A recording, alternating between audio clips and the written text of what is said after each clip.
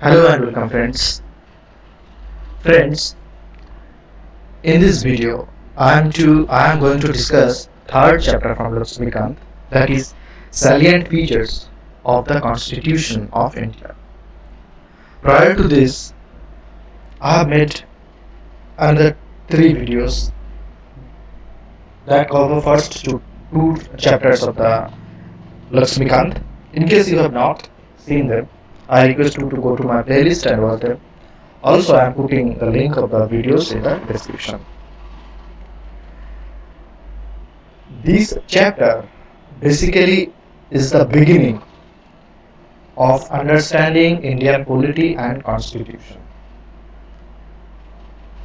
You will come across the terms that will be discussed in the future when you will study Indian polity and constitution. So I request you to be attentive throughout the session, as this is the beginning of the Indian polity and discussion, and you have to understand each and every topic mentioned in the chapter for better understanding of Indian constitution and polity. My dear friends, salient features of the constitution হলো এমন একটা chapter যেখান থেকে তোমরা Indian constitution এবং Indian পলিটিকে বুঝতে শুরু করবে। এখানেই তোমরা সেই সমস্ত টার্মসগুলো পাবে, সেই সমস্ত ফ্যাক্টরসগুলো পাবে যেগুলো পরবর্তী ক্ষেত্রে আমাদের কনস্টিটিউশন এবং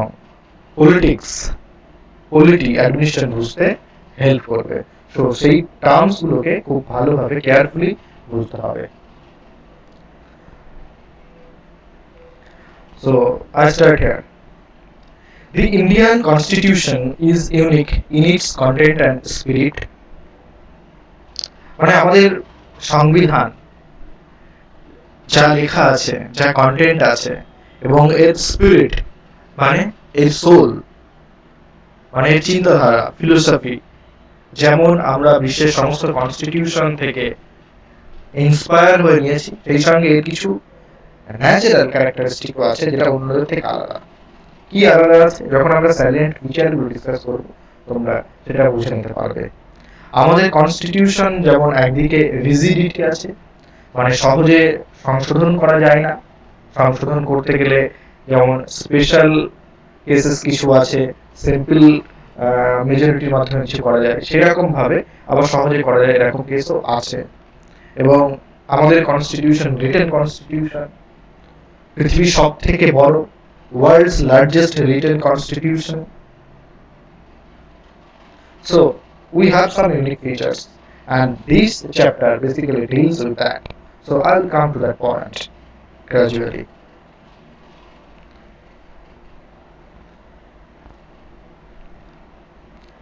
Here important case is mentioned, that is Keshanand Bharati case 1973, and in this case the Honorable Supreme Court gave some beautiful judgment, and one of them is that the Supreme Court ruled that the constituent power of Parliament under Article 368 does not enable it to alter the basic structure of the Constitution.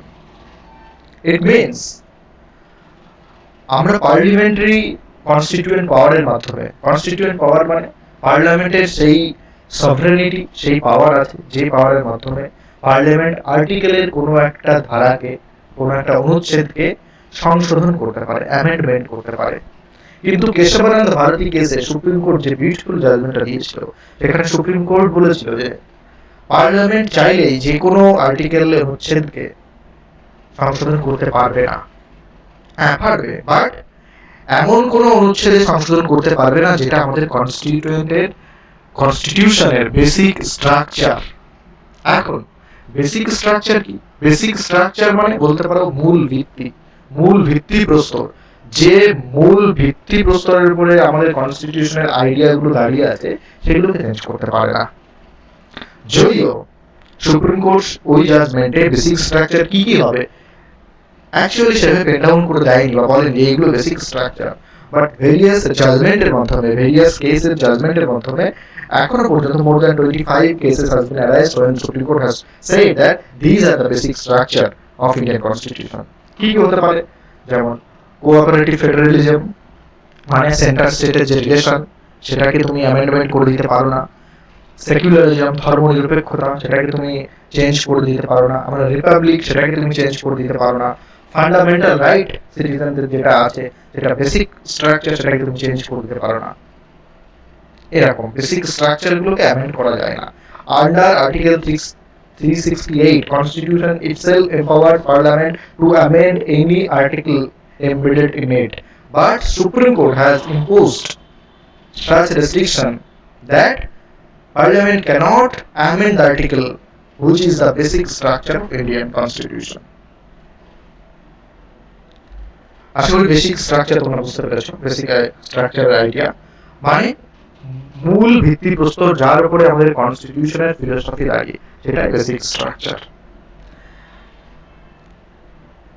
That was introduction part. I will come to the salient features of the constitution. Salient features মানে যেটা noteworthy feature, যেটা মেনশনওয়ার্দি, যেটা খুব clearly দেখা যাচ্ছে, important, vital, সেটাকে বলে salient feature. কি? First one, lengthiest written constitution. আমি আগেই বলেছি আমাদের বিধান রিটেন সংবিধান, রিটেন কনস্টিটিউশন, যেমন ইউএসএ তে আছে। আবার ইউকে তে যেখানে গ্রেট ব্রিটেন বা ব্রিটেন কনস্টিটিউশন কিন্তু not written. So our constitution is the largest written constitution in the world. It is very comprehensive, elaborate and detailed document. এবং সেই সময় একটা ক্রিটিসিজম ছিল আমাদের কনস্টিটিউশন সাইজ নিয়ে, এটাকে বলা হতো এলিফ্যান্টাইন সাইজ, এলিফ্যান্টের মতো, ভীষণ বাল্কি বলে এটাকে বলা হতো। Originally, 1949, the Constitution contained a preamble, 395 articles divided into 22 parts and 8 schedules. At present, আমাদের more than 470 article হয়ে আছে, 25 parts হয়ে আছে, 12 schedules হয়ে আছে। So, by the various amendments, our size of the Constitution has been widened. 4 factors have contributed to the elephantine size of our Constitution. কিন্তু এই জিনিসটা ভাবা দরকার যে আমাদের কনস্টিটিউশন সাইজ এত বড় হলো কেন? তার পেছনে 4টে কারণ ছিল। প্রথম কথা, geographical factors, that is the vastness of the country and its diversity.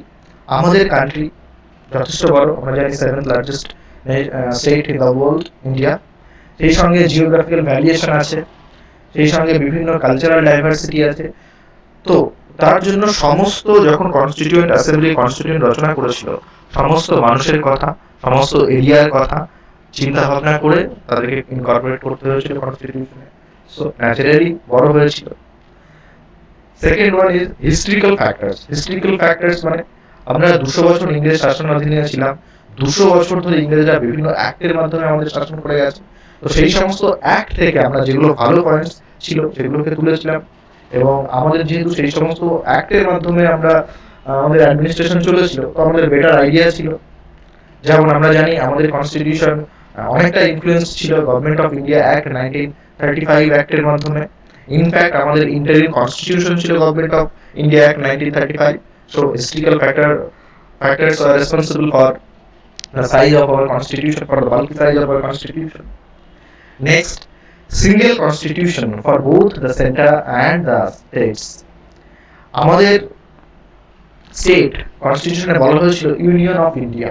Union of India মানে বিভিন্ন স্টেটস এর ইউনিয়ন, এবং আমাদের এখানে স্টেটের জন্য আলাদা কনস্টিটিউশন, সেন্টারের জন্য আলাদা কনস্টিটিউশন কিন্তু নয়, একই সিঙ্গেল কনস্টিটিউশন। ইউএসএ যেমন আছে, আমেরিকাতে ওদের যেমন ফেডারেল কনস্টিটিউশন আছে, প্রত্যেকটা আলাদা প্রভিন্সের জন্য আলাদা, স্টেটের জন্য আলাদা কনস্টিটিউশন আছে, কিন্তু আমাদের একটাই কনস্টিটিউশন। তো ন্যাচারালি আমাদের কনস্টিটিউশন সাইজ বড় হয়েছে। Dominance of legal luminaries in the constituent assembly, এটা অ্যাকচুয়ালি আমাদের কনস্টিটিউশনের একটা তুমি বলতে পারো ক্রিটিসিজম বলা হয় যে আমাদের constituent assembly was dominated by various legal experts, legal luminaries. যেহেতু লিগ্যাল এক্সপার্ট বা লিগ্যাল লুমিনারির সংখ্যা বেশি ছিল, মানে আইন বিশেষজ্ঞ, অ্যাডভোকেটস, এই ধরনের মানুষজন যেহেতু বেশি ছিল, তবে বিভিন্ন ক্লজ, লিগ্যাল ক্লজ বাড়তে চলেছিল, এই সাইজও বেড়েছিল। So basically these four are responsible for our constitution to be elephantine. Next feature, that is drawn from various sources. Our constitution was inspired from various constitutions across the world. Like the philosophical part of the constitution. Philosophical part constitutes of two things, that is fundamental rights and directive principles. আমি পরে এগুলো নিয়ে discuss করব যে fundamental right কি, directive principle কি। So এখানে বলছি না, পরে ডিসকাস করব। ফিলোসফিক্যাল পার্টটা ইন্সপায়ার্ড ছিল, মানে fundamental rights was inspired from the constitution of US. US constitution থেকে আমাদের কনস্টিটিউশনের ফান্ডামেন্টাল রাইট ইন্সপায়ার্ড হয়েছে। একইভাবে আইরিশ কনস্টিটিউশন থেকে আমাদের কনস্টিটিউশনের ডিরেক্টিভ প্রিন্সিপাল পার্টটা ইন্সপায়ার্ড হয়ে এসেছে। একই রকম ভাবে অনেক প্রভিশন আছে যেখানে আমরা ব্রিটিশ কনস্টিটিউশন থেকে নিয়েছি। ব্রিটিশ কনস্টিটিউশন থেকে কি নিয়েছি? Political part. পলিটিক্যাল পার্ট কোনটা? না, government administration, parliamentary affairs, executive and legislature, তাদের মধ্যে রিলেশন, এগুলো আমরা নিয়েছি ব্রিটিশ কনস্টিটিউশন থেকে। একইভাবে কানাডার কনস্টিটিউশন থেকে আমরা কিছু নিয়েছি, ফ্রান্স থেকে নিয়েছি। ফ্রান্স থেকে আমরা ইকুয়ালিটি, ফ্র্যাটার্নিটি, এই সমস্ত গুলো নিয়েছি, অন্যান্য কনস্টিটিউশন থেকে নিয়েছি। তো পৃথিবীর অনেক দেশ থেকে কিন্তু আমরা ভ্যারিয়াস সোর্সেস নিয়েছি। তোমরা বিভিন্ন বই পেয়ে যাবে, ওগুলো দেখে নেবে একবার কোন সোর্স থেকে কি নেওয়া হয়েছে। এক্সামে আসতে পারে, ওগুলো আসে, দেখে নেবে। আমি এখানে দুটো পয়েন্ট ডিসকাস করব, সেটা হচ্ছে এক্সিকিউটিভ অ্যান্ড লেজিসলেচার। এটা জানা দরকার। তোমরা যদি কেউ এনসিআরটি ক্লাস 11 এর বেসিক ফলো করো, ইন্ট্রোডাকশন অফ ইন্ডিয়ান পলিটি, এখানে কিছুটা নাম আছে, ওই বইটা যদি ফলো করো, ওখানে দেখবে এক্সিকিউটিভ আর লেজিসলেচার আলাদা দুটো চ্যাপ্টার আছে। এক্সিকিউটিভ কি আর লেজিসলেচার কি? First legislature. লেজিসলেচার হচ্ছে একটা সভা লেজিসলেটিভস নিয়ে তৈরি হয় লেজিসলেচার, যে সভাটা অ্যাকচুয়ালি আইন তৈরি করে। They are law makers, legislature. and executives are those who are in charge of implementation of the laws, যারা ইমপ্লিমেন্ট করে তাদেরকে এক্সিকিউটিভ বলা হয়। ইন্ডিয়ান পার্লামেন্টের ক্ষেত্রে এক্সিকিউটিভ কারা? Nominal executive president, real executive prime minister, ministers are executive. In Indian parliament ministers are executive as well as they are legislatives, because ministers take part in the legislation of laws, regulations. বুঝে গেল legislative আর executive পার্থক্য? Executive হচ্ছে যারা implement করে ল, আর legislature যারা তৈরি করে। কিন্তু ইন্ডিয়ান পার্লামেন্টের ক্ষেত্রে এক্সিকিউটিভরাও লেজিসলেচার, মানে এক্সিকিউটিভরা ল মেকিং প্রসিডিউরে পার্টিসিপেট করে। whereas in USA executive and legislative are separate. They do not interfere with each other, and also executives are not part of legislature. সেই জন্য ইউএস এর পার্লামেন্টকে বলা হয় প্রেসিডেন্সিয়াল পার্লামেন্ট, আমার ইন্ডিয়াটাকে বলা হয়, ওদেরকে বলা হয় প্রেসিডেন্সিয়াল ডেমোক্রেসি, আমাদের হচ্ছে পার্লামেন্টারি ডেমোক্রেসি। দুটো আলাদা ভাগ। প্রেসিডেন্সি ডেমোক্রেসির ক্ষেত্রে এক্সিকিউটিভ যারা, তারা লেজিসলেচারের পার্ট নয়, কিন্তু পার্লামেন্টারি ডেমোক্রেসির ক্ষেত্রে যারা এক্সিকিউটিভ তারা লেজিসলেচারের পার্ট। মানে আমাদের মিনিস্টাররা যেমন আইন তৈরি করে, সেই সঙ্গে তারা পার্লামেন্টেরও পার্ট, তারা লেজিসলেচারও করে। বুঝে গেল? Next, blend of rigidity and flexibility. Rigidity মানে যেটাকে খুব সহজে চেঞ্জ করা যায় না, আর ফ্লেক্সিবিলিটি যেটাকে চেঞ্জ করা যায়। মানে at the same time hour constitution is rigid, খুব সহজে চেঞ্জ করা যায় না। On the other hand hour constitution flexible, সহজে চেঞ্জ করা যায়। কারণ কি? এমন কিছু প্রভিশন আছে, যেমন আমি আগেই বললাম আর্টিকেল 368 এর মাধ্যমে আমরা কনস্টিটিউশনের বিভিন্ন আর্টিকেলকে অ্যামেন্ড করতে পারি। আর্টিকেল 368 এর মাধ্যমে অ্যামেন্ড করতে গেলে এমন কিছু ক্লজ আছে যেখানে স্পেশাল মেজরিটি লাগে। স্পেশাল মেজরিটি মানে কি? স্পেশাল মেজরিটি হচ্ছে 2/3 majority of the members of each house. মনে করো লোকসভার 2/3 মেম্বারের ভোট লাগবে পাস করতে গেলে। আবার এমন কিছু আছে যেখানে 2/3 মেম্বারের ভোট লাগবে, সেই সঙ্গে 50% অফ দ্য স্টেটস এর ভোট লাগবে। মানে এই কাজটা যথেষ্ট ডিফিকাল্ট। প্রত্যেকটা হাউসের 2/3 মেজরিটির ভোট লাগবে, প্লাস 50% স্টেটস এর ভোট লাগবে। তো সেই সমস্ত আর্টিকেলকে চেঞ্জ করা কঠিন, এই জন্য রিজিড আমাদের কনস্টিটিউশন। আবার এমন কিছু কনস্টিটিউশন আছে যেখানে সিম্পল মেজরিটির মাধ্যমে কোনো আর্টিকেল চেঞ্জ করে দেওয়া যায়। সিম্পল মেজরিটি মানে যত মেম্বার্স প্রেজেন্ট আছে তার ম্যাক্সিমাম, তার মেজরিটি যদি ফরওয়ার্ডে ভোট দেয় তাহলে চেঞ্জ করা যাবে। যদিও এই ধরনের আর্টিকেলকে বলা হয় না, যেটা আর্টিকেল 360 মাধ্যমে অ্যামেন্ড হলো, কিন্তু স্টিল এভাবে অ্যামেন্ড করা যায়। সো তোমরা দেখতে পাচ্ছ একদিকে যেমন কোনো আর্টিকেলকে চেঞ্জ করা খুব কঠিন, রিজিড, আবার একদিকে অনেক সহজেই করে দেওয়া যায়। সেই জন্য বলা হয় ইন্ডিয়ান আর্টিকেল একই দিকে যেমন রিজিড, আবার অন্যদিকে খুব flexible. Next, federal system with unitary bias. Federal system with unitary bias. Very important this clause. You have to understand it. The Constitution of India establishes a federal system of government. It contains all the usual features of a federation. Federal system of government মানে কি federal system of government এর feature, মানে কোন গভর্নমেন্টকে আমরা federal government বলবো সেগুলো এখানে দেখবো লেখা আছে। টু গভর্নমেন্ট, দুটো গভর্নমেন্ট হতে হবে, মানে একটা কেন্দ্রে থাকবে সেন্টারে, একটা স্টেটে থাকবে। আমাদের এখানেও তাই আছে, কেন্দ্র সরকার, প্রাইম মিনিস্টার, এবং স্টেটে আলাদা করে chief minister. So two governments we have. Division of powers, division of powers মানে কি, কোন কোন বিষয়ের উপরে আইন তৈরি করা যাবে তার ডিভিশন আমাদের দেশেও আছে। কিছু কিছু বিষয় আছে স্টেট লিস্টে, কিছু বিষয় আছে সেন্ট্রাল লিস্টে, কিছু আছে কনকারেন্ট লিস্টে। ল অ্যান্ড অর্ডার যেমন স্টেট লিস্টে আছে, এডুকেশন কনকারেন্ট লিস্টে, আবার সিকিউরিটি, external communication, এগুলো সেন্ট্রাল লিস্টে।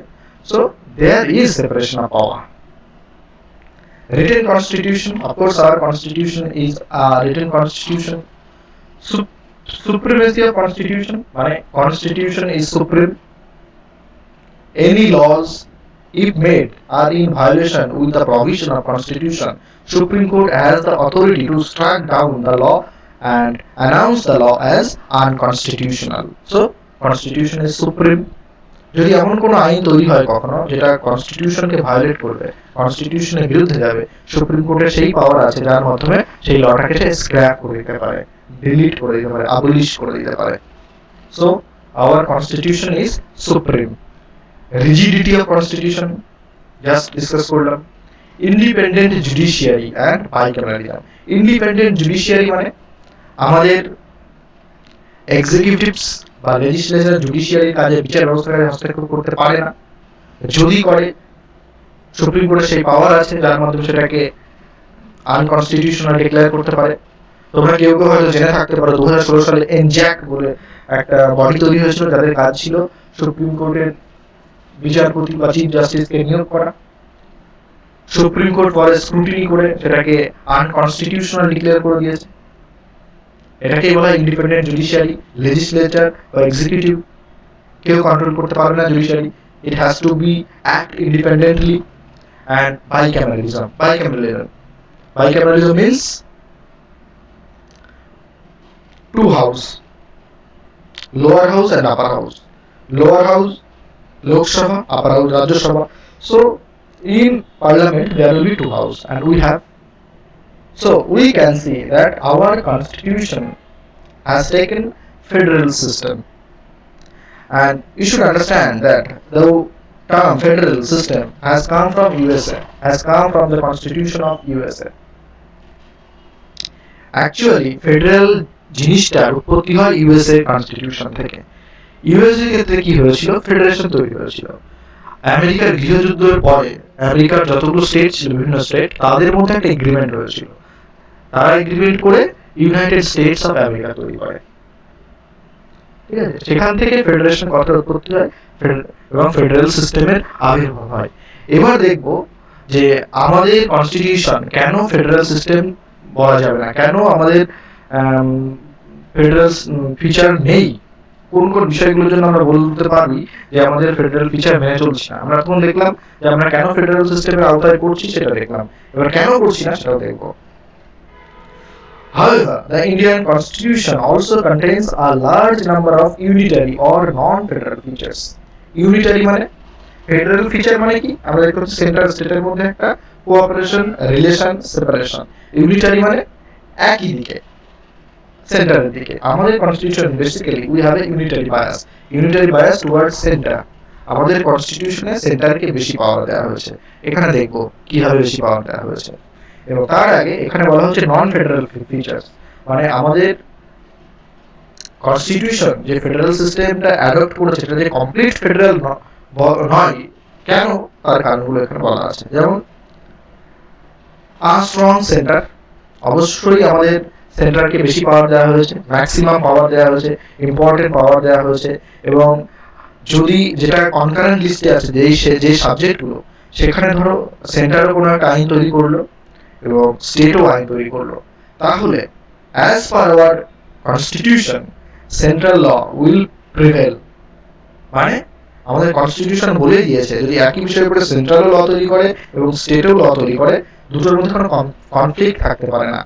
সেন্ট্রালের লটাই সুপ্রিম হবে, সেন্ট্রাল লটাকেই মানতে হবে। So you can understand the strong is our center is strong. Single constitution, of course we have single constitution, আমাদের স্টেটের জন্য কোনো আলাদা কনস্টিটিউশন নাই। কিন্তু ফেডারেল সিস্টেম যদি আমরা ইউএসএ তে দেখি, ইউএসএ যেমন সেন্ট্রালের জন্য কনস্টিটিউশন আছে, ওদের প্রত্যেকটা স্টেটের জন্য আলাদা কনস্টিটিউশন আছে, আমাদের নেই। সিঙ্গেল সিটিজেনশিপ, আমাদের সিঙ্গেল সিটিজেনশিপ আছে অনলি, আমাদের স্টেটের জন্য কোনো আলাদা নেই। কিন্তু ইউএসএ তে ডুয়াল সিটিজেনশিপ আছে, সেন্ট্রালের একটা এবং স্টেটের একটা। ফ্লেক্সিবিলিটি অফ কনস্টিটিউশন, আমাদের কনস্টিটিউশনে অনেক ফ্লেক্সিবিলিটি আছে, অনেক আর্টিকেল আছে যেগুলোকে সিম্পল মেজরিটির মাধ্যমে অ্যামেন্ড করে দেওয়া যায়। ইন্টিগ্রেটেড জুডিশিয়ারি, এটা আমরা একটু বুঝতে হবে। ইন্টিগ্রেটেড জুডিশিয়ারি মানে আমাদের জুডিশিয়ারিতে যে ইনস্টিটিউশনগুলো আছে, supreme court, higher court, district court, sub division court, প্রত্যেকটা কিন্তু ইন্টিগ্রেটেড, মানে একে অপরের সঙ্গে connected.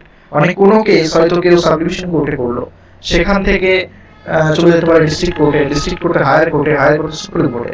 So they all are connected. এবং এমন কোনো ব্যাপার নেই যে স্টেটের আইন বলে আমাদেরকে স্টেটের কোনো কোর্টে যেতে হবে, আমি ডাইরেক্ট সুপ্রিম কোর্টে চলে যেতে পারি। আমার ফান্ডামেন্টাল রাইট ভায়োলেট হলে আমি সুপ্রিম কোর্টে চলে যেতে পারি। আবার আমাদের হাইকোর্ট কোনো সেন্টারের কোনো আইনও শুনতে পারে। কিন্তু ফেডারেল সিস্টেম যেখানে আছে আমেরিকাতে, সেখানে কিন্তু জুডিশিয়ারি ইন্টিগ্রেটেড নয়। তাদের ফেডারেল আইন মানে সেন্ট্রাল আইনের জন্য আলাদা কোর্ট, ফেডারেল কোর্ট, এবং স্টেট আইনের জন্য আলাদা court. So basically that is called federal system. এবং আমাদের এই কারণগুলোর জন্য আমাদেরকে ফেডারেল সিস্টেম বলা হয় না। কি কি? Integrated judiciary, appointment of state governor by the centre.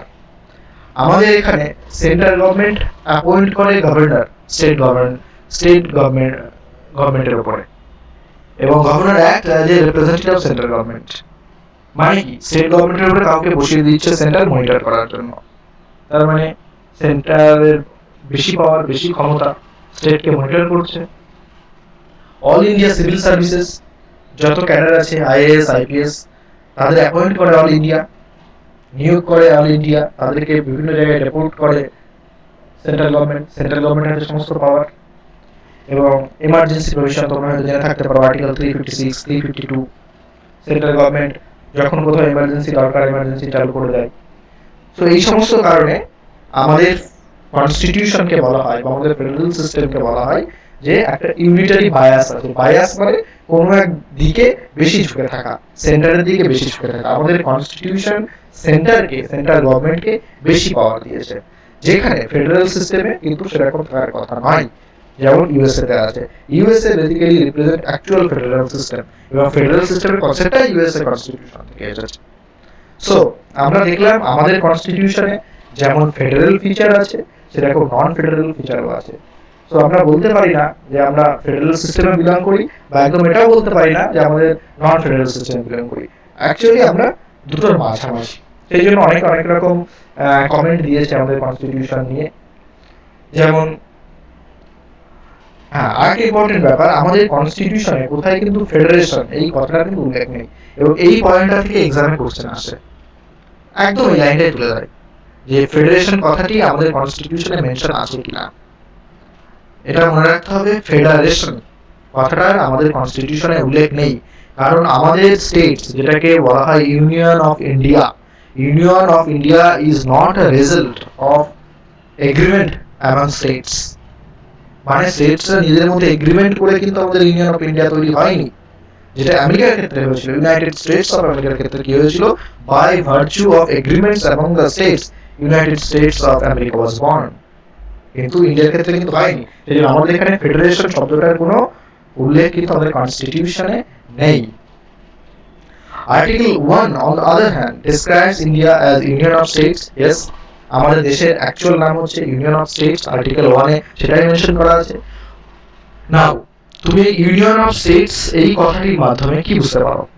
Basically this terms implies two things. First, Indian Federation is not the result of an agreement by the states. আমি জাস্ট বললাম যে বিভিন্ন স্টেটের মধ্যে এগ্রিমেন্টের কারণ নয় এটা। আর second, no state has the right to secede from the federation. মানে secede মানে কোন স্টেট চাইলেই এখান থেকে বেরিয়ে যেতে পারে না। আজকে মহারাষ্ট্র, ওয়েস্ট বেঙ্গল বা ইউপি যদি বলে যে আমরা বেরিয়ে যাব, নিজের কোনো কনস্টিটিউশন তৈরি করতে পারবো না, পারবে না। কিন্তু আমেরিকার ক্ষেত্রে হতে পারে, কারণ তারা এগ্রিমেন্টের মাধ্যমে ক্রিয়েটেড হয়েছে। Hence, the Indian Constitution has been variously described as federal in form but unitary in spirit. তো অনেকে কি বলেছে যে আমাদের কনস্টিটিউশনকে যে ফেডারেল ইন ফর্ম, গঠনে অনেকটা ফেডারেল স্ট্রাকচার আছে, কিন্তু ইউনিটারি ইন স্পিরিট মানে আত্মা, এর স্পিরিট, আইডিওলজি, থিঙ্কিং, এটা ইউনিটারি। ইউনিটারি মানে সেন্ট্রাল গভর্নমেন্টের প্রতি বায়াস আছে। মানে আমাদের যদি বাইরেটা, আমাদের বডিটা যদি ফেডারেল স্ট্রাকচার হয়, আমাদের ভেতরটা, সোলটা হচ্ছে ইউনিটারি বায়াস। সেই জন্য কেসি ওয়ার এটাকে আমাদের কনস্টিটিউশনকে বলেছে বা আমাদের ফেডারেলিজমকে বলেছে কোয়াসি ফেডারেল, অনেকে বলেছে এটাকে কোঅপারেটিভ ফেডারেলিজম, এবং অনেকে এটাও বলেছে যে federation with a কনসেন্ট্রালাইজিং tendency.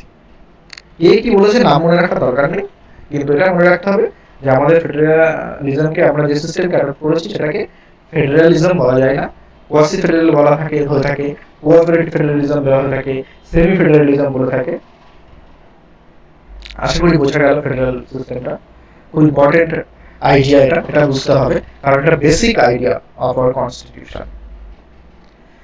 Next, parliamentary form of government.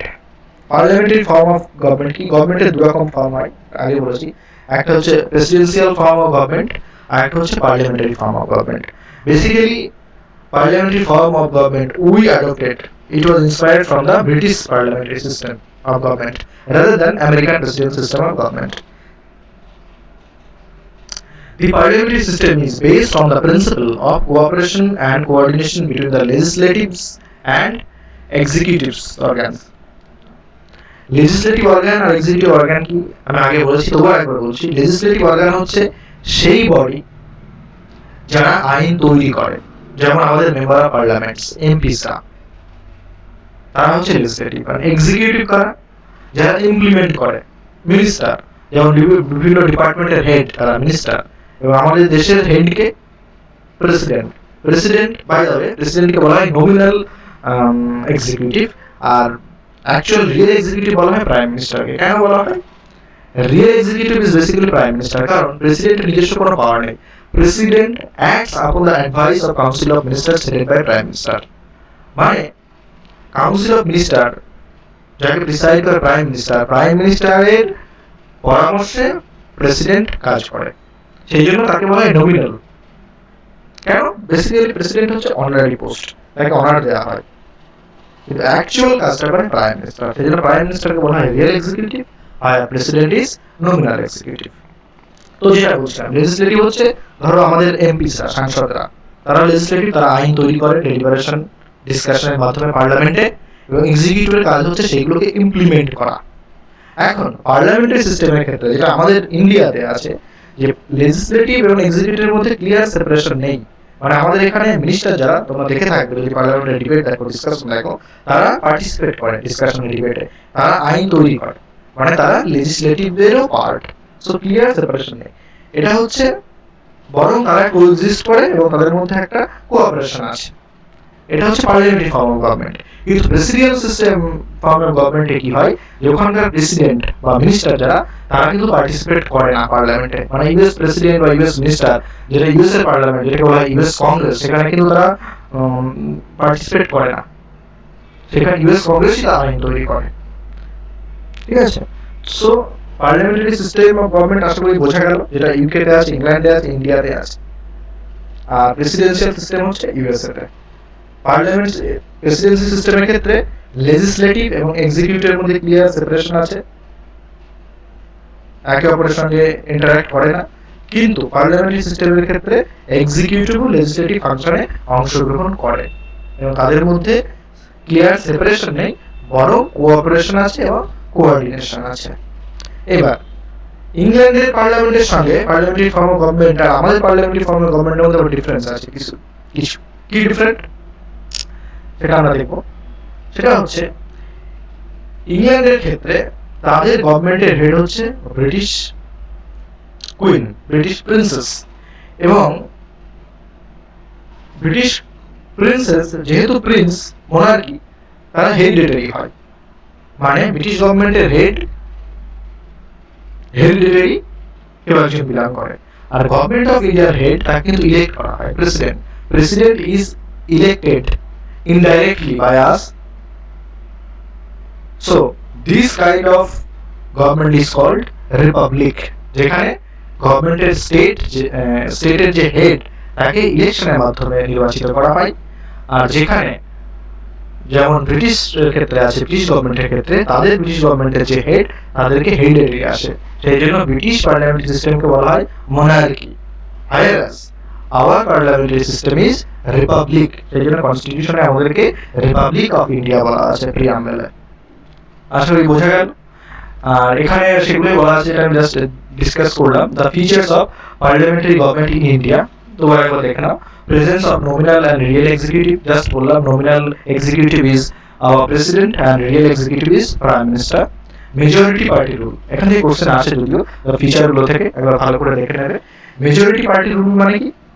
আমাদের এখানে গভর্নমেন্ট কারা তৈরি করে? ইলেকশনের পরে যারা মেজরিটিতে আসে, যারা ম্যাক্সিমাম সিট পায়, সেক্ষেত্রে সিঙ্গেল লার্জেস্ট পার্টি গুলো হতে পারে। অনেক ক্ষেত্রে আসে যে ম্যাজিক ফিগার, কোনো সিঙ্গেল লার্জেস্ট পার্টি পায় না, সেক্ষেত্রে আরো দুটো তিনটে পার্টি মিলে একটা কোয়ালিশন তৈরি করে, জোট তৈরি করে। জোট তৈরি করে তারা একটা ইউনাইটেড হয়ে একটা সিঙ্গেল বডি ফর্ম করে তারা প্রেসিডেন্টের কাছে সরকার গঠন করে। সুতরাং মেজরিটি পার্টি রুল করবে, যারা মেজরিটি পার্টি হবে তারাই সরকার গঠন করবে। Collective responsibility of the executive to the legislator, important, very important point this is. Collective responsibility মানে এক্সিকিউটিভ যারা ইমপ্লিমেন্ট করছে ল, তাদের রেসপন্সিবিলিটি আছে, দায়িত্ব আছে লেজিসলেচারের প্রতি। লেজিসলেচার কারা? যারা আইন তৈরি করে, ধরো লোকসভা। তার মানে কি executives are responsible to the legislature. এখানে একটা কোশ্চেন আসে, মনে রাখতে হবে executives are collectively responsible to the parliament in general and specially to the Lok Sabha. কারণ কি, লোকসভাতে আমরা যে যাদের মেম্বার পাঠাই তারা হচ্ছে আমাদের দ্বারা, জনগণের দ্বারা নির্বাচিত। সেই জন্য যারা কাজ করছে, এক্সিকিউটিভ যারা আইন ইমপ্লিমেন্টেশন করছে, তারা জনগণের কাছে ইনডাইরেক্টলি এবং লেজিসলেচারের কাছে directly responsible. You have to remind it. Question আসে যে এক্সিকিউটিভ কাদের কাছে রেসপন্সিবল, মনে রাখতে হবে ইন জেনারেল পার্লামেন্টের কাছে রেসপন্সিবল, আর এক্সক্লুসিভলি ইন জেনারেল পার্লামেন্টের কাছে, আর exclusively specifically Lok Sabha. Next point, membership of the ministers in the legislature. আমাদের পার্লামেন্টের একটা বৈশিষ্ট্য আমি যেটা ডিসকাস করলাম, যে আমাদের মিনিস্টাররা লেজিসলেচার হিসাবেও পার্টিসিপেট করে। Leadership of the prime minister and the chief minister, অবশ্যই আমাদের সরকারে প্রাইম মিনিস্টার আর chief minister leader. Dissolution of the lower house, লোকসভার অ্যাসেম্বলি। লোকসভার অ্যাসেম্বলিকে ভেঙে দেওয়া যেতে পারে বা ভেঙে দেওয়া হয় যখন তারা মেজরিটি হারিয়ে ফেলে। ধরো দুটো তিনটে পার্টি মিলে একটা মেজরিটি তৈরি করে সরকার গঠন করেছিল,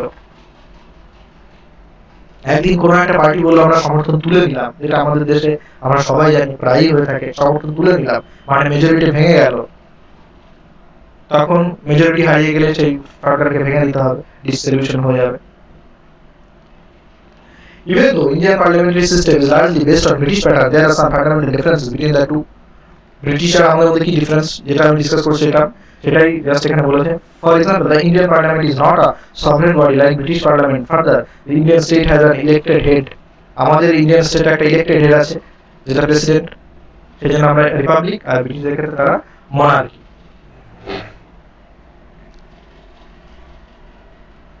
next, synthesis of parliamentary sovereignty and judicial supremacy. Parliamentary sovereignty কি? পার্লামেন্ট সভরেন বডি, মানে আমাদের পার্লামেন্ট বিদেশের কোনো শক্তির কাছে বা কোনো বিদেশ নীতির কাছে কিন্তু ডিপেন্ডেন্ট নয়, নির্ভরশীল নয়। আমাদের পার্লামেন্ট যে কোনো বিষয়ের উপরে নিজে থেকে কিন্তু আইন তৈরি করতে পারে। The doctrine of sovereignty of parliament is associated with the British Parliament, while the principle of judicial supremacy with the American Supreme Court. এই পার্লামেন্টারি সভরেনিটি কনসেপ্টটা হচ্ছে ব্রিটিশ কনস্টিটিউশন থেকে আমরা নিয়েছি, আর জুডিশিয়াল সুপ্রিমেসি হচ্ছে আমেরিকান সুপ্রিম কোর্ট থেকে নেওয়া। Judicial supremacy মানে আমি হয়তো ডিসকাস করে ফেলেছি বলতে বলতে বলতে, তবু বলছি আরেকবার।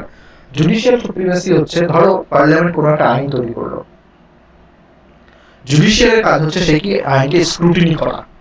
স্ক্রুটিনি করে জুডিশিয়াল যদি দেখে যে আইনটা is in violation with the provision of constitution, তখন কিন্তু সুপ্রিম কোর্ট বা হাইকোর্ট সেই আইনটাকে স্ক্র্যাপ করে দিতে পারে। এটাকেই বলা হয় জুডিশিয়াল সুপ্রিমেসি। আর এই যে প্রসেস যার মাধ্যমে জুডিশিয়ারি যে কোনো আইন যে কোনো প্রভিশনকে স্ক্রুটিনি করে, অ্যানালাইজ করে, এটাকে বলা হয় জুডিশিয়াল রিভিউ। তোমরা হয়তো নামটা শুনে থাকবে।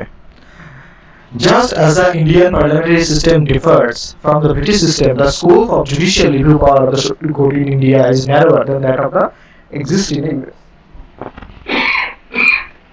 এখানে বলছে জুডিশিয়াল রিভিউ আমাদের সুপ্রিম কোর্টে থাকলেও তার স্কোপটা অনেকটা কম ইউএস সুপ্রিম কোর্টের থেকে। ইউএস সুপ্রিম কোর্টের ক্ষেত্রে কিন্তু তাদের স্কোপটা অনেক বেশি, কিন্তু আমাদের এখানেও জুডিশিয়াল রিভিউ আছে।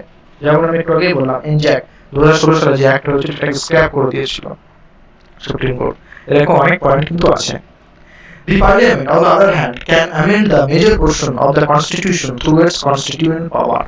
যেহেতু আমাদের পার্লামেন্ট সভরেন বডি, আমাদের পার্লামেন্ট যে ডিসিশন নেবে সেটাই কিন্তু অ্যাকচুয়ালি শিরোধার্য, যদি না সেটা আমাদের কনস্টিটিউশনের বেসিক পার্টকে ভায়োলেট করে। সেই জন্য আমাদের পার্লামেন্ট হচ্ছে sovereign body. Next, integrated and independent judiciary. Integrated judiciary আমি আগেই বলেছি যে আমাদের বিভিন্ন জুডিশিয়ারি হায়ারার্কি আছে, প্রত্যেকটা ইন্টার কানেক্টেড, কারণ কোনো একটা কেস এসকেলেটেড হতে হতে হাইকোর্ট থেকে সুপ্রিম কোর্টে চলে যায়, এটাকে বলে ইন্টিগ্রেটেড জুডিশিয়ারি। আমেরিকার ক্ষেত্রে look, basically America is a true example of democracy. সেই জন্য পৃথিবীর যে কোনো জায়গাতেই যখন ফেডারেলিজম, ডেমোক্রেসি এই কথাগুলো আসে তখন কিন্তু আমেরিকার সিস্টেমের সঙ্গে কম্পেয়ার করা হয়। আমাদের ক্ষেত্রেও তাই।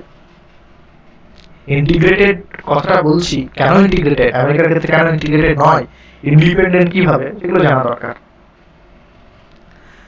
The Indian Constitution establishes a judicial system that is integrated as well as independent. Integrated তো আশা করি বুঝতে পেরেছো। ইন্ডিপেন্ডেন্ট কেন? কারণ আমাদের এখানে গভর্নমেন্ট বা লেজিসলেটিভ কোনো ইন্টারফেয়ার করতে পারে না। কেন করতে পারে না? কারণ কনস্টিটিউশনে প্রভিশন আছে যে কিভাবে জাজ নিয়োগ হবে, তাদের স্যালারি কি হবে, তাদের অন্যান্য সুযোগ সুবিধা কি হবে, এবং গভর্নমেন্ট চাইলেই বা লেজিসলেটিভ চাইলেই সেটাকে চেঞ্জ করতে পারবে না, কারণ তাহলে ইন্টারফেয়ার করা হবে। এবং কনস্টিটিউশনে স্পষ্ট বলা আছে judiciary has to B independent. The Supreme Court stands at the top of the integrated judicial system in the country. Yes, Supreme Court is the highest, most authority. Below it, there are high courts at state level. Under high court, there is hierarchy of subordinate courts. Yes, that is district court and other lower courts. আছে district court আছে, তার নিচে subdivision court আছে। This single system of courts enforces both central laws as well as the state laws. আমি যেটা বললাম যে আমরা এমন নয় যে সেন্ট্রাল লয়ের জন্য আমাদের স্পেসিফিক কোনো কোর্ট আছে, যে কোনো কোর্ট কিন্তু সেন্ট্রাল লকেও শুনতে পারে আবার স্টেট লকেও শুনতে পারে। Unlike in USA, where the federal laws are enforced by the federal judiciary. আমি আগেই বলেছি ইউএস এর ক্ষেত্রে যে ফেডারেল ল যেটা, সেটাকে একমাত্র সেটাকে হিয়ারিং করতে পারে যে ফেডারেল কোর্ট, কোনো স্টেট কোর্ট সেটাকে হিয়ারিং করতে পারে না। The Supreme Court is a federal court, the highest court of appeal অবশ্যই আমাদের ক্ষেত্রে, এবং এই পয়েন্টটা খুব ইম্পর্টেন্ট, এটা থেকে এক্সামে কিন্তু কোশ্চেন আসে। Supreme Court is the guarantor of the fundamental rights of the citizens and the guardian of Constitution. Supreme Court is the guardian of the Constitution and he is the guarantor of the fundamental rights of the citizens. যদি কারো fundamental right violated হয় তাহলে সে directly supreme কোর্টে গিয়ে appeal করতে পারে, হাইকোর্টেও করতে পারে, এবং সুপ্রিম কোর্ট বা হাইকোর্ট তার বিভিন্ন রিট পিটিশনের মাধ্যমে কিন্তু স্টেট গভর্নমেন্টকে অর্ডার দেবে। তো এই পাওয়ারটা কিন্তু আছে। নেক্সট, যে কেন ইন্ডিপেন্ডেন্ট আমি বলছিলাম যে আমাদের জুডিশিয়ারি ইন্ডিপেন্ডেন্ট, কেন ইন্ডিপেন্ডেন্ট তার কারণটা কি না, security of the tenure of the জাজেস, মানে জাজেসদের চাকরির সিকিউরিটি আছে। এখন তুমি বলতে পারো যে জাজেসদের চাকরির সিকিউরিটির সঙ্গে ইন্ডিপেন্ডেন্সের কি সম্পর্ক, জুডিশিয়ারির সম্পর্ক এখানেই যে ধরো যদি কনস্টিটিউশন নির্দিষ্ট করে বলে না দেয় একটা জাজের কত বছর বয়স পর্যন্ত চাকরি থাকবে বা তাকে কিভাবে ডিসমিস করা যাবে, যদি তাকে সহজে ডিসমিস করে দেওয়া হয় তাহলে কি হতে পারে, যে গভর্নমেন্ট থেকে তার উপরে চাপ আসতে পারে যে তোমাকে পার্টিকুলার এই কেসে এই রায় দিতে হবে, আদারওয়াইজ তোমাকে ট্রান্সফার করে দেওয়া হবে বা তোমাকে ডিসমিস করে দেওয়া হবে। কিন্তু একটা জাজকে ডিসমিস করতে গেলে কনস্টিটিউশনে এস্টাবলিশ প্রসিডিওর আছে, সেগুলো ছাড়া করা যাবে না। So security is important for independence in the judiciary, সেই জন্য এই কনস্টিটিউশনে এগুলো বলে দেওয়া আছে, এগুলো সব কনস্টিটিউশনাল প্রভিশন, কোনো গভর্নমেন্ট চাইলেই চেঞ্জ করতে পারে না। Security of tenure of the জাজেস, ফিক্সড সার্ভিস কন্ডিশনস, মানে তুমি সার্ভিস কন্ডিশন খারাপ করতে পারো না আরো।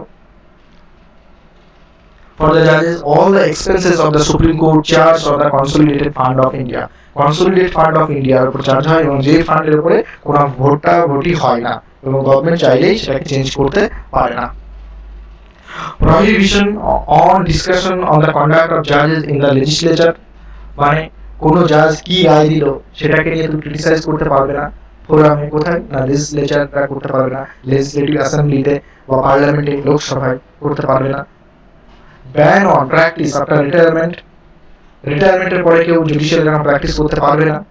পাওয়ার to punish for its contempt vested in the supreme court, হ্যাঁ এটাও ইম্পর্টেন্ট। ধরো কোনো মিনিস্টার, ইভেন প্রাইম মিনিস্টার যদি হয় বা কোনো যে কোনো মিনিস্টার, সাংসদ, এমপি, এমএলএ, যে কেউ যদি কোর্টের কন্টেম্প্ট করে মানে কোর্টের অর্ডার যদি ফলো না করে তাহলে court contempt of court order করতে পারে, কোর্টের সম্মানহানির তার বিরুদ্ধে মামলা করতে পারে।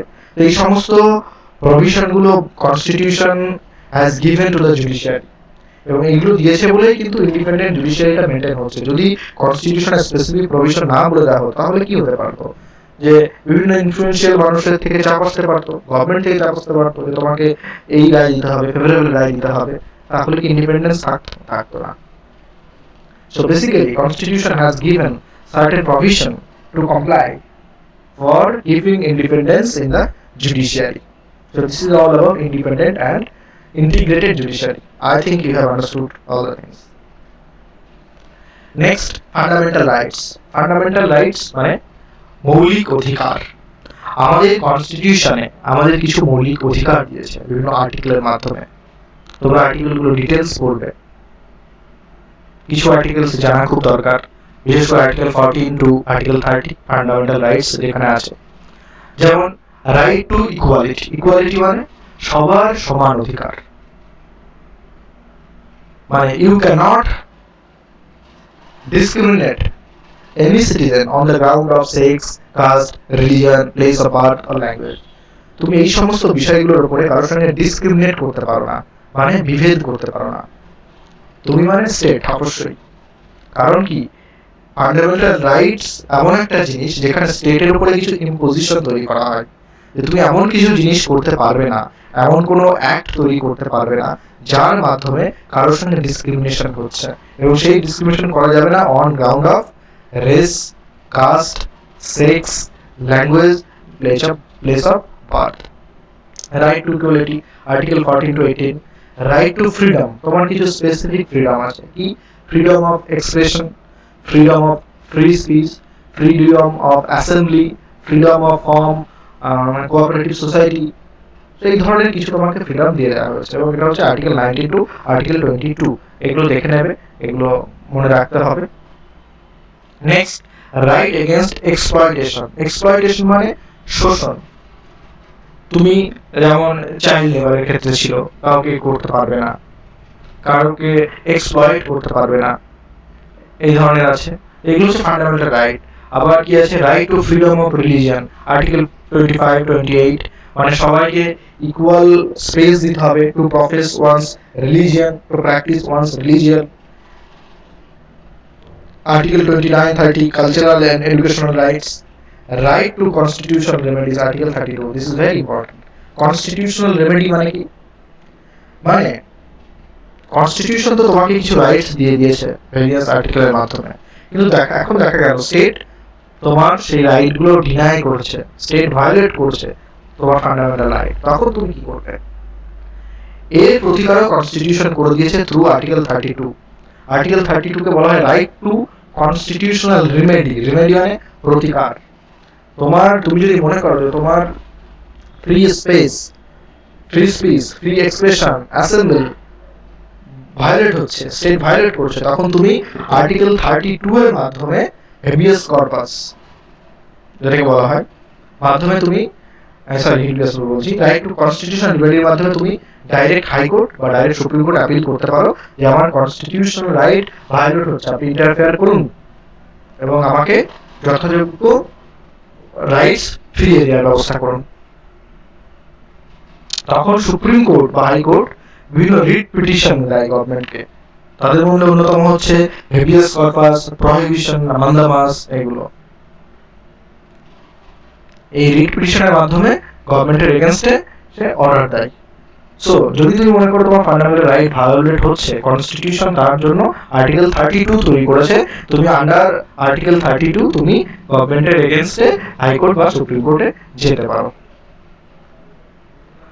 So you can say fundamental rights they are justiciable and in nature, that is they are enforceable by the courts for their violation. তুমি অবশ্যই কোর্টে যেতে পারো এর ভায়োলেট হবে, যেটা আমি বললাম এখানে সেটাই বলা হচ্ছে। জাস্টিসেবল নেচার মানে যদি এগুলো ভায়োলেট হয় তুমি জাস্টিস পেতে পারো, কার কাছ থেকে? সুপ্রিম কোর্ট বা হাইকোর্টের কাছ থেকে। Next, however the fundamental rights are not absolute and subject to reasonable restriction. এটাও ইম্পর্টেন্ট যে তোমাকে কনস্টিটিউশন কিছু ফান্ডামেন্টাল রাইটস দিয়ে দিয়েছে মানেই নয় যে এগুলো অ্যাবসলিউট। গভর্নমেন্ট কিন্তু রিজনেবল রেস্ট্রিকশন আনতে পারে। কখন আনতে পারে? কিছু গ্রাউন্ড আছে, যেমন এক্সটার্নাল অ্যাগ্রেশন। হয়তো ভারতের এগেনস্টে কোনো দেশ যুদ্ধ ঘোষণা করলো, তখন গভর্নমেন্ট সমস্ত সিচুয়েশন মেনটেন করার জন্য কোনো রেস্ট্রিকশন আনতে পারে। ইন্টারনাল কোনো পলিটিক্স হলো, যেমন ধরো মাও অধ্যুষিত এলাকা, সেখানে গভর্নমেন্ট কিছু রেস্ট্রিকশন আনতে পারে যে যেখানে সেখানে যাওয়া যাবে না, যেতে গেলে তোমার পারমিশন লাগবে, তুমি এই এলাকায় ঢুকতে পারবে না। ল অ্যান্ড অর্ডার মেনটেন করার জন্য রিসেন্টলি জম্মু অ্যান্ড কাশ্মীর যেটা হলো, after scraping article 372 government imposed restriction. কেন না? ল অ্যান্ড অর্ডার মেনটেন করার জন্য গভর্নমেন্ট কিছু রেস্ট্রিকশন করেছিল, ইন্টারনেট পরিষেবা দেওয়া হয়েছিল না। কিন্তু ইন্টারনেট পরিষেবা হচ্ছে তোমার একটা বেসিক রাইট, ফান্ডামেন্টাল রাইট, যেটা আর্টিকেল 21 এর মধ্যে পড়ছে, right to personal life and liberty. এর এগেইনস্টে গভর্নমেন্টে হাইকোর্টে অনেকে গেছিল, সুপ্রিম কোর্টে ওখানে গেছিল, কিন্তু সুপ্রিম কোর্ট এটাকে কনসিডার করেছিল। কারণ কি? গভর্নমেন্ট কোন গ্রাউন্ডে এটা করেছে সেটা দেখেছে সুপ্রিম কোর্ট, জাস্টিফাই করেছে। সো তুমি যদি মনে করো ফান্ডামেন্টাল রাইট অ্যাবসলিউট না, গভর্নমেন্ট তোমার উপরে রেস্ট্রিকশন রাখতে পারে, রিজনেবল রেস্ট্রিকশন আনতে পারে। যেমন এখন লকডাউনের সময় করোনা যেহেতু এপিডেমিক চলছে, প্যান্ডেমিক চলছে, এপিডেমিক নয় প্যান্ডেমিক, এখন প্যান্ডেমিক চলছে, তো গভর্নমেন্ট তোমার উপর রেস্ট্রিকশন রাখছে, লকডাউন করছে, তুমি বাইরে যেতে পারবে না। কিন্তু এটার এগেইনস্টে তুমি কোর্টে মুভ করতে পারো না, তুমি কোর্টে গিয়ে বলতে পারো না যে আমার ফান্ডামেন্টাল রাইট ভায়োলেট হচ্ছে, কোর্ট তোমাকে শুনবে না, কারণ government has the authority two impose reasonable restriction. Next, directive principle of state policy. এটাও একটা ইম্পর্টেন্ট জিনিস, খুব ইম্পর্টেন্ট জিনিস, যেটা ডক্টর বি এম আম্বেদকর বলেছিল, যেটা আমাদের নভেল ফিচার। নভেল ফিচার মানে একদম নতুন একটা বিষয়। ডিরেক্টিভ প্রিন্সিপাল স্টেট পলিসি কি? মানে কনস্টিটিউশনে কিছু প্রিন্সিপাল দেওয়া হয়েছিল অ্যাজ ডিরেকশনস, মানে যারা কনস্টিটিউশন মেকার তারা কিছু ডিরেকশন দিয়েছিল গভর্নমেন্টকে, যে গভর্নমেন্ট এইগুলো করতে পারে। তার মেইন উদ্দেশ্যই ছিল যে গভর্নমেন্টকে, সরকারকে একটা ওয়েলফেয়ার স্টেটে পরিণত করবে ভারতবর্ষকে। ওয়েলফেয়ার স্টেট মানে জনকল্যাণমূলক ব্যবস্থা নিতে হবে। এবার প্রশ্নটা আসতে পারে, জনকল্যাণমূলক ব্যবস্থা কেন নিতে হবে? কারণ আমরা জানি ইন্ডিয়া যখন স্বাধীন হয় তখন ইন্ডিয়ার কন্ডিশন খুব খারাপ ছিল, অর্থনৈতিক ব্যবস্থা আমাদের একদমই ছিল না, কোনো শিল্প ছিল না, কৃষিকাজে উন্নত ছিলাম না, মানুষ প্রচুর দরিদ্র ছিল, গরিব ছিল। সেই জন্য এই ধরনের কিছু ইনস্ট্রাকশন দেওয়া হয়েছিল, যেমন পিডিএস সিস্টেমের মাধ্যমে গভর্নমেন্ট সাবসিডাইজড ফুড দেয়। এগুলো হচ্ছে একটা ধরন ওয়েলফেয়ার স্টেটের। যেমন চাষিদেরকে সাবসিডাইজ রেটে ইউরিয়া দেয়, সেগুলো তুমি বলতে পারো বিভিন্ন দিক অফ ওয়েলফেয়ার স্টেট। কিন্তু মজার ব্যাপারটা হলো, ওয়েলফেয়ার স্টেট যদি গভর্নমেন্টকে যে ডিরেকশন গুলো দিয়েছিল, তোমাকে এই করতে হবে, সবার জন্য শিক্ষা দিতে হবে, বেসিক এডুকেশন দিতে হবে, উইমেনদের জন্য এই জিনিসগুলো করতে হবে, তাদেরকে ইকুয়াল অধিকার দিতে হবে, আনটাচেবিলিটি এগেইনস্ট এই অ্যাকশন নিতে হবে। কিন্তু ফান্ডামেন্টাল রাইটস এর ক্ষেত্রে যেমন ছিল, যদি ফান্ডামেন্টাল রাইটস যদি কেউ ভায়োলেট করে, স্টেট যদি ভায়োলেট করে, কেউ কোর্টে গভর্নমেন্ট এগেইনস্টে যেতে পারত। মানে সেটা ছিল justiciable in nature and enforced by law. এখানে এই ডিরেক্টিভ প্রিন্সিপাল কিন্তু নন জাস্টিসেবল ইন নেচার, মানে স্টেটকে যে ডিরেকশন দেওয়া হয়েছে কনস্টিটিউশনের ডিরেক্টিভ প্রিন্সিপালে, স্টেট যদি তার সেরকম কোনো অ্যাকশন না নেয়, তুমি কোর্টে যেতে পারো না, কোর্টে গিয়ে বলতে পারো না যে ডিরেক্টিভ প্রিন্সিপালে এইটা বলা আছে যে আমাদের জন্য গভর্নমেন্টকে এই করতে হবে, কিন্তু গভর্নমেন্ট করছে না। এবার তোমার মনে প্রশ্নটা আসতে পারে যে যদি আমরা সেটা নাই বলতে পারি, তাহলে এটা আনার দরকার কি ছিল? এবং যখন আনাই হলো, বিভিন্ন ডিরেকশন স্টেটকে দেয়াই হলো যে ওয়েলফেয়ার স্টেট হতে হবে, মানুষের কল্যাণের জন্য এই কাজ করতে হবে, তাহলে সেটাকে এনফোর্স কেন করা হলো না? মানে সেটাকে তাহলে ম্যান্ডেটরি কেন করা হলো না, যেমন ফান্ডামেন্টাল রাইটস এর ক্ষেত্রে করা হয়েছিল? তার কারণ হচ্ছে, মানে যারা কনস্টিটিউশন মেকার তারা গভর্নমেন্টের দিকটাও বুঝেছিল। তারা চেয়েছিল গভর্নমেন্ট এই কাজগুলো করুক, কিন্তু এটাও বুঝেছিল যে এই কাজগুলো করতে গেলে গভর্নমেন্টের যে পরিমাণ রিসোর্স দরকার, সেই রিসোর্সটা এই মোমেন্টে গভর্নমেন্টের নেই। সো আমরা যদি এখনই গভর্নমেন্টকে বলে দিই যেগুলো করতে হবে, আদারওয়াইজ তুমি লকে ভায়োলেট করবে, তখন গভর্নমেন্ট প্রবলেমে পড়ে যাবে, করতে পারবে না, এটা ক্যাওস তৈরি হবে। সেই জন্য তারা এটাকে অ্যাডভাইজারি হিসেবে রেখেছিল, যে জাস্ট ডিরেকশন, গ্র্যাজুয়ালি তুমি এগুলোকে ইমপ্লিমেন্ট করবে। অনেক ইমপ্লিমেন্ট হয়েছে, যেমন এনভায়রনমেন্ট প্রোটেকশনের জন্য হয়েছে, যেমন বেসিক রাইটের জন্য হয়েছে, সাবসিডি, ফুড সাবসিডির জন্য হয়েছে। গভর্নমেন্ট বিভিন্ন স্টেট নিয়েছে ওয়েলফেয়ার স্টেট তৈরি করার জন্য। এটা হচ্ছে বেসিক ডিফারেন্স। এখান থেকে প্রশ্ন আসে যে directive principle of state policy justiciable in nature কিনা, মানে এটার ভায়োলেট হলে তুমি কোর্টে যেতে পারো কিনা? না, যাওয়া যাবে না। তুমি হাইকোর্টে গেলে বা সুপ্রিম কোর্টে গেলে সুপ্রিম কোর্ট এর হিয়ারিং করবে না, ঠিক আছে? কিন্তু ফান্ডামেন্টাল রাইটের ক্ষেত্রে যেটা তোমার ছিল, এবং সেই সঙ্গে এটা নেওয়া দরকার, ডিরেক্টিভ প্রিন্সিপাল আমরা নিয়েছিলাম আইরিশ কনস্টিটিউশন থেকে। নেক্সট, আজকে লাস্ট পয়েন্ট, ফান্ডামেন্টাল ডিউটিস। আজকে এই পর্যন্ত আমরা ডিসকাস করব, কারণ ভিডিওটা বড় হয়ে যাবে একদিনে টোটালটা ডিসকাস করলে। নেক্সট ভিডিওতে বাকি পয়েন্টসগুলো ডিসকাস করব, যদিও আমরা গুরুত্বপূর্ণ পয়েন্টসগুলো অলরেডি ডিসকাস করে ফেলেছি, দু একটা বাকি আছে। সেই সঙ্গে এই চ্যাপ্টারে আছে আমাদের কনস্টিটিউশনের কিছু ক্রিটিসিজম আছে, সেটাও ডিসকাস করব। ফান্ডামেন্টাল ডিউটি কি? ফান্ডামেন্টাল ডিউটি অরিজিনালি আমাদের কনস্টিটিউশনে ছিল না, পরবর্তীকালে এটা বাই অ্যামেন্ডমেন্ট অ্যাড করা হয়েছে। By 42nd Constitution Amendment Act of 1976, on the recommendation of Sharan Singh Committee, this provision has been added to our Constitution. Sharan Singh Committee এর নামটা মনে রাখবে, এবং 42nd Constitutional Amendment Act এটা মনে রাখতে হবে। এই কনস্টিটিউশন অ্যামেন্ডমেন্ট অ্যাক্টের মাধ্যমে পার্ট 4A এটা তৈরি করা হয়েছিল, এবং সেই সঙ্গে আর্টিকেল 51A তৈরি করা হয়েছিল, এবং এই আর্টিকেল 51 এর মধ্যেই ফান্ডামেন্টাল ডিউটিসগুলো ঢুকিয়ে দেওয়া হয়েছিল। ফান্ডামেন্টাল ডিউটিস বলতে এবার কি বোঝো তুমি? তোমার যেমন কিছু মৌলিক অধিকার আছে, তুমি স্টেটের কাছ থেকে দাবি করছো যেগুলো আমার অধিকার, এবং তুমি সেটাকে ভায়োলেট করতে পারো না। অ্যাট দ্য সেম টাইম এই অ্যামেন্ডমেন্টের মধ্যে এটাও ঢুকিয়ে দেওয়া হলো যে তোমার কিছু কর্তব্য আছে দেশের প্রতি।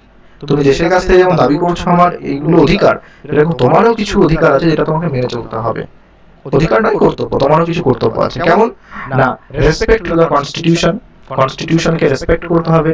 National flag and national anthem এদেরকে রেসপেক্ট করতে হবে। To protect the sovereignty, sovereignty মানে আমাদের যে সার্বভৌমত্ব, সেটাকে প্রোটেক্ট করতে হবে। মানে তুমি বিদেশি কোনো শত্রুর সঙ্গে সমঝোতা করে সরকার ফেলে দিলে, সেটা তুমি করতে পারো না। Two protect the সভরেনিটি, integrity and unity of the country, সংহতি এবং ঐক্য তোমাকে মেনে চলতে হবে, প্রোটেক্ট করতে হবে। আর to promote the spirit of common brotherhood, ভ্রাতৃত্ববোধ যেটা, সেই স্পিরিট তোমাকে আপহোল্ড করতে হবে, ধরে রাখতে হবে। এখানে আরেকটা গুরুত্বপূর্ণ জিনিস, যে ফান্ডামেন্টাল ডিউটিসও ডিরেক্টিভ প্রিন্সিপালের মতো নন জাস্টিসেবল। মানে কেউ যদি দেখা গেল সত্যি করেই সে এগুলো মেনে চলছে না, স্টেট তার এগেইনস্টে অ্যাজ সাচ সেরকম কোনো অ্যাকশন নিতে পারবে না, মানে ডিরেক্টিভ প্রিন্সিপালের মতো non justiciable in nature. So friend, I think তোমরা এখনো পর্যন্ত যে পয়েন্টগুলো ডিসকাস করলাম সেগুলো বুঝতে পেরেছো। যদি কোথাও কোনো প্রবলেম হয়, তোমরা কমেন্ট সেকশনে আমাকে বলতে পারো যে কোন পয়েন্টটা বুঝতে পারলে না, তাহলে আমি হয়তো নেক্সট ভিডিওতে সেটা আবার ডিসকাস করব। এবং তোমাদের কোনো রেকমেন্ডেশন, সাজেশন থাকলে তোমরা দিতে পারো। আর তোমরা যারা নতুন আমার চ্যানেলে ভিজিট করছো, তারা আমার প্লেলিস্টে যেতে পারো, সেখানে আমি আরও কিছু অন্যান্য ভিডিও বানিয়ে রেখেছি, তোমরা সেগুলো দেখতে পারো। অ্যাকচুয়ালি সাইমালটেনিয়াসলি আমি মডার্ন হিস্ট্রির উপর এমসিকিউ কোশ্চেন করছি, পলিটিক্যাল সায়েন্স চ্যাপ্টার ওয়াইজ করছি, এবং সেই সঙ্গে আমি জাস্ট ইন্ডিয়ান ইকোনমি স্টার্ট করেছি from NCERT class 11 book. So you can follow all those, and also connect me on various social media platforms. I have given links in the description, and for PDF, join my Telegram channel. I am giving PDF there. So friends, thanks for watching and have a great day.